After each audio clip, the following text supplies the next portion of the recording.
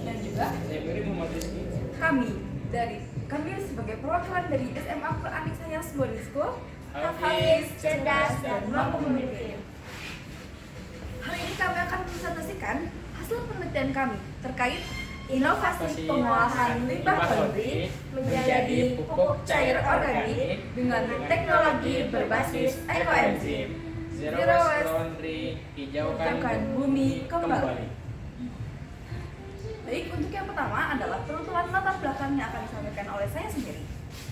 Apakah Bapak dan Ibu tahu kemana perginya limbah yang berasal dari industri laundry yang kita gunakan? Sehubungan dengan itu, Al-Qausar 561 memiliki suatu fasilitas laundry di mana hal tersebut memfasilitasi pencucian pakaian lebih dari 500 santri. Tetapi sangat disayangkan bahwasanya belum terdapat pengolahan limbah yang memadai untuk mengolah limbah tersebut, sehingga dapat terjadi potensi untuk meningkatkan pencemaran lingkungan dari pencemaran lingkungan perairan sekitar. Penelitian sebelumnya mengemukakan bahwa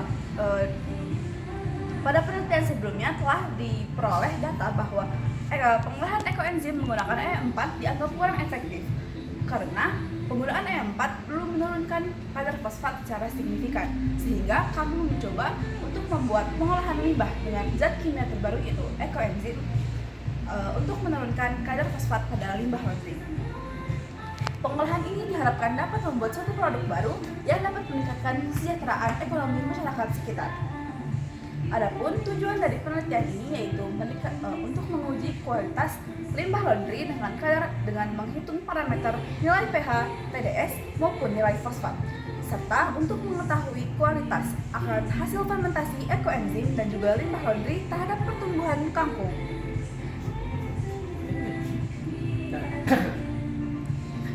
Limbah laundry mengandung senyawa fosfat.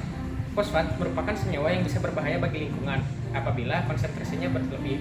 Oleh karena itu, kami menggunakan ekoenzim sebagai alat pengurai zat fosfat. Karena ekoenzim memiliki mikroorganisme aktif yang dapat mendegradasi zat polutan yang berbahaya bagi lingkungan. Dan untuk menguji hasil penelitian, kami menggunakan Hipomea aquatica atau kangkung karena umur mereka yang pendek, hanya 3-4 minggu sudah bisa dipanen lagi. Hasil kajian penelitian pengolahan limbah laundry menggunakan ekoenzim masih sedikit. Dan berikut saya sajikan penelitian yang menjadi acuan. Pertama dari Yahya dan Rahmi tahun 2021.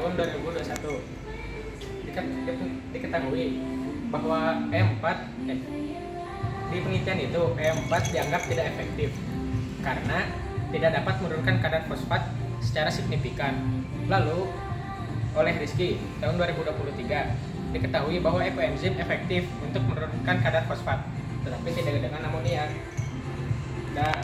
Dan oleh Widya Stuti dan kawan-kawan menyatakan bahwa ekoenzim 15 ml pada 600 ml limbah laundry dapat menurunkan fosfat dan menetralkan pH. Oleh karena itu, kami di penelitian ini mencoba memanfaatkan amoniak supaya jadi lebih bermanfaat. Selanjutnya adalah metode penelitian. Kami menggunakan metode eksperimen dengan menggunakan rancangan acak lengkap, yaitu semua parameter diletakkan di dalam satu lingkungan yang sama. Kami melakukan penelitian ini pada tanggal 12 Juni sampai dengan 28 Desember 2024 yang bertempatan di Greenhouse Al-Qausar 561 dan juga pengolahan fosfat yang bertempatan di Dinas Lingkungan Hidup Kota Tasikmalaya. Adapun alat dan bahan yang kami gunakan pada penelitian ini, yang pertama alat dan bahan untuk pengujian kualitas air, alat dan bahan untuk pengujian ekoenzim, alat dan bahan untuk penanaman kangkung, dan yang terakhir alat dan bahan untuk pengujian fosfat. Data yang kami dapat kami olah menjadi tabel dan grafik, kemudian kami uji statistik menggunakan uji alfa. Selanjutnya, skema kerja yang kami gunakan pada penelitian ini adalah yang pertama pengambilan sampel limbah laundry menggunakan metode GRAB, yaitu kami mengambil langsung dari pipa saluran air kemudian dimasukkan ke dalam botol kaca. Setelah itu disimpan dalam termos dan siap dikirim ke Dinas Lingkungan Hidup. Nah, sampel air limbah itu diukur uji kualitas airnya menggunakan pH dan total use of solid, yaitu dengan menggunakan pH meter dan TDS meter sebanyak 3 kali ulangan. Nah, setelah itu limbah tersebut difermentasi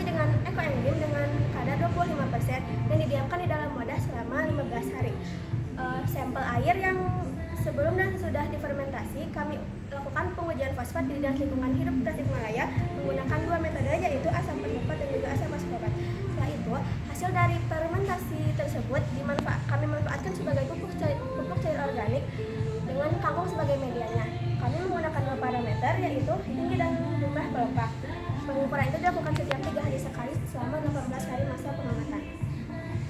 Dan hasil dari penelitian kami dapat diketahui bahwasanya terjadi penurunan fosfat dari angka sebanyak 0,167 mg per liter dengan HNO dengan 7 kali ulangan dengan rata-rata yang didapatkan yaitu 0,94 menjadi 0,78. Dari hal tersebut dapat diketahui bahwasanya ekoenzim dapat menjadi biokatalisator yang efektif untuk menurunkan kadar fosfat. Selanjutnya, parameter keberhasilan dari penelitian ini yaitu adanya penurunan nilai pH dari angka 8 menjadi 4. Hal tersebut juga membuktikan bahwa ekoenzim mempunyai asam organik yang efektif untuk menetralisir zat basa. Dan lalu kemudian adalah penurunan nilai PDS dari angka 528 ppm menjadi 117 ppm. Hal tersebut membuktikan bahwa ekoenzim memiliki mikroorganisme yang aktif untuk menurunkan kadar TDS. Selanjutnya ada pengukuran pertumbuhan kangkung. Di sini kami menggunakan 3 kelompok perlakuan. Yang pertama adalah kelompok perlakuan 20% hasil fermentasi, kelompok perlakuan 10% hasil fermentasi, dan juga air bersih sebagai kontrol. Dapat dilihat pada grafik tersebut bahwa pertumbuhan terbaik ada pada kelompok perlakuan 20% dengan rata-rata pada H6 sebesar 21,54 cm. Kemudian hasil statistik ANOVA juga menunjukkan p-value sebesar 0 yang berarti terdapat perbedaan signifikan. Selanjutnya, pelepah kangkung dapat dilihat pada grafik bahwa pertumbuhan terbaik ada pada konsentrasi 20% dengan nilai p-value sebesar 0 yang berarti ada perbedaan signifikan setiap kelompok perlakuannya.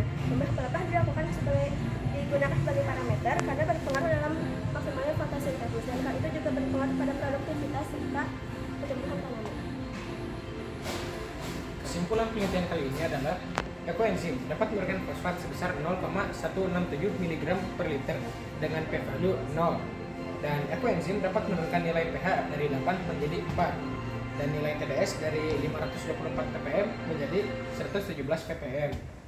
Lalu hasil fermentasi pada kadar konsentrasi 20% dapat meningkatkan pertumbuhan kangkung yang berarti berpotensi menjadi tambahan nutrisi pada media tanam yang dapat berperan efektif jika diberikan dengan konsentrasi yang tepat.